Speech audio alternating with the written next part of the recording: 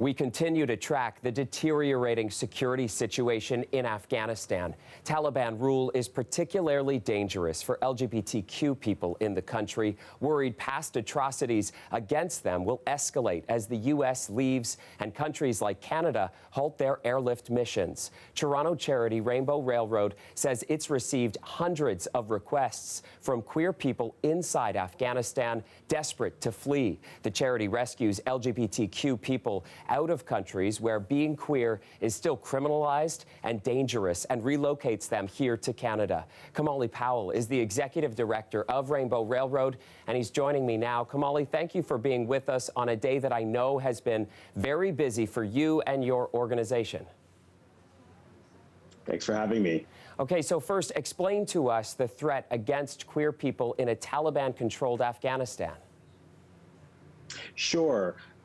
Conditions for LGBTQI folks was precarious even before Taliban rule. Human rights defenders and organizing was really difficult in the country. And we already had requests for help from people who faced imminent danger because of their sexual orientation or gender identity expression. And our fear with the Taliban is that members of the community will be targets. We're already seeing disturbing reports from people who reached out to us that the Taliban is seeking out members of the LGBTI community, and already a report of someone allegedly being killed. So we're really concerned. The people who have reached out to us are extremely concerned, which is why we have to do everything we can to help people who are at imminent risk escape. And Kamali, I understand you're receiving hundreds of requests. Walk us through the kinds of stories you're hearing from LGBTQ people trapped there. Absolutely. Again, we now have fielded over 200 requests for help in recent days from people who are trying to evacuate.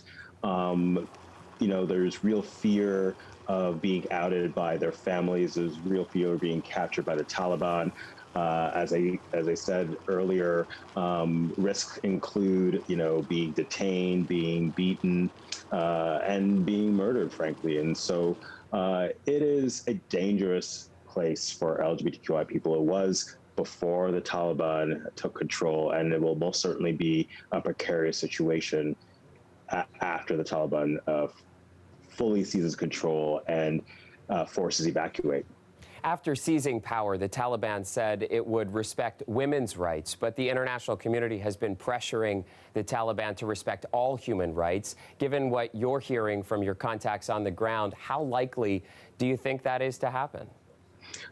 Well, it's almost as likely as the Taliban respecting women's rights. I think this is posturing from a government, and I think we should all be concerned that LGBTQI plus persons will be targets.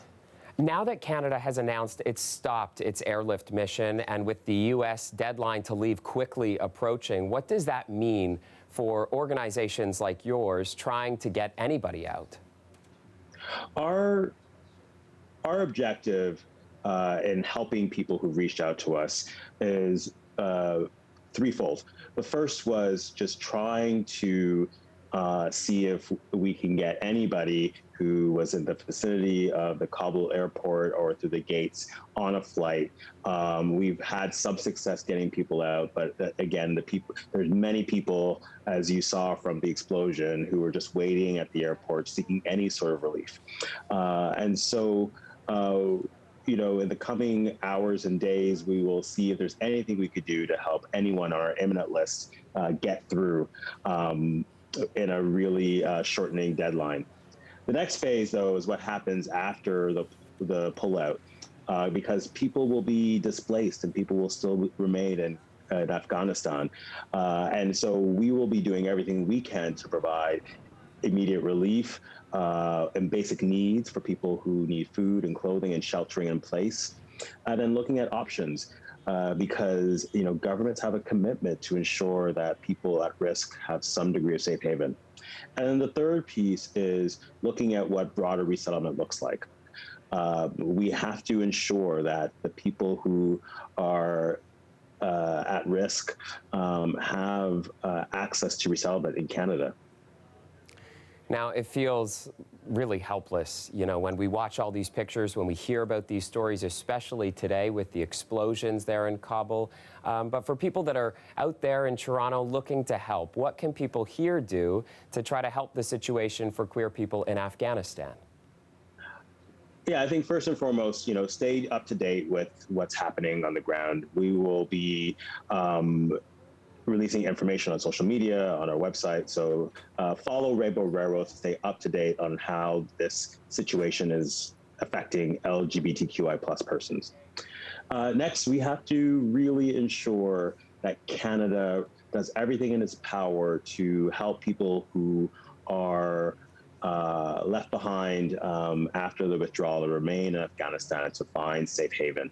And of course, if individuals are able, they can make a contribution to Rainbow Railroad. Go to our website, rainbowrailroad.org, because we're going to need as much support as possible to support people at risk.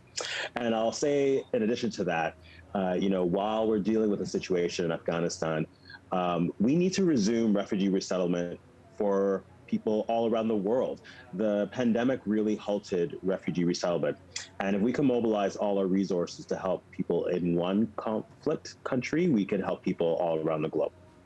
Okay. Well, thank you very much, Kamali, for sitting down with us today and lending your expertise and what you know is going on in that region, because, of course, as we know, the whole world is watching today. So thank you very much, Kamali. Thank you for having me. And Kamali Powell is the Executive Director of Toronto's Rainbow Railroad.